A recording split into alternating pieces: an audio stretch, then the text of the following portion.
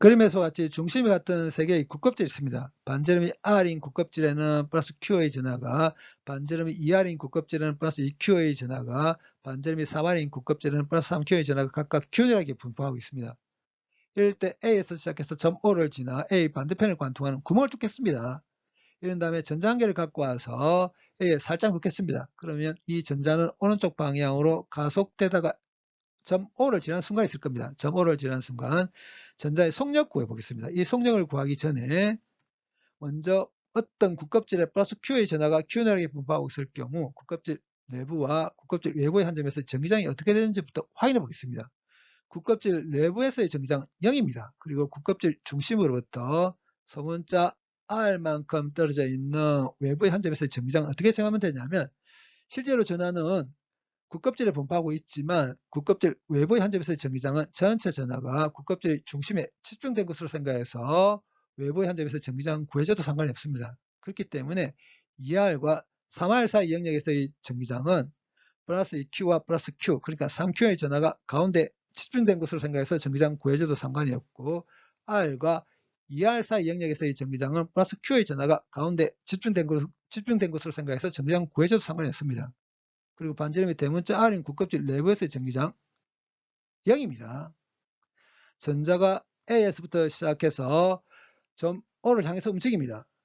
이럴 때 A에서 O로 위치가 변한다면 전기 포텐셜이 얼마만큼 변하는지 델타 V부터 정해보겠습니다. 그럼 이 전기 포텐셜 변화량 델타 V는 A에서 O로 위치가 변할 경우 3R에서 0까지 전기장을 이렇게 적분한 다음에 마스불을 붙여버리면 바로 구할 수 있습니다.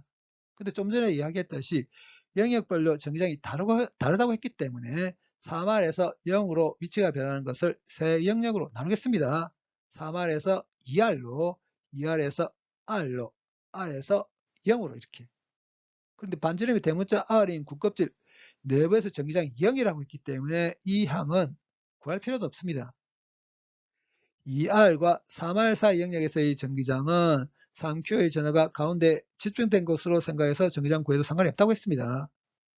R과 2R 사이 영역에서의 전기장은 플러스 Q 전하가 가운데 집중된 것으로 생각해서 전기장 구해도 상관이 없다고 했습니다. R 제곱분의 1들을 R에 대해서 적분하게 되면 마이너스 R분의 1 나오게 되는데 각각이 마이너스가 있기 때문에 결국은 적분이 이렇게 되겠죠. 여기서 2R과 3R 대입하게 되면 이렇게 되게 될 거고, 여기서 R과 2R 대입하게 되면 이렇게 되게 되겠죠. 이 항을 정리하게 되면 2R분의 KQ, 이 항을 정리하게 되면 2R분의 KQ 두 개 더해버리게 되면 A에서 O로 위치가 변할 경우 전기 포텐셜이 얼마만큼 변하는지 델타 V 정할 수 있습니다. R분의 KEQ만큼 변합니다.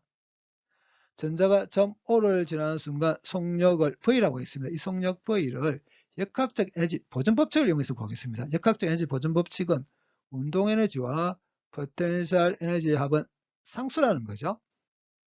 운동 에너지와 포텐셜 에너지 합이 상수이기 때문에 운동 에너지 변화량과 포텐셜 에너지 변화량의 합은 0이 돼야 되겠죠. 역학적 에너지 보존 법칙을 이렇게 알고 있어도 됩니다. 그래서 이 녀석을 이용해서 점 O를 지나는 순간 전자의 속력 구하겠습니다. 먼저 운동에너지 변화량부터 확인해 보겠습니다.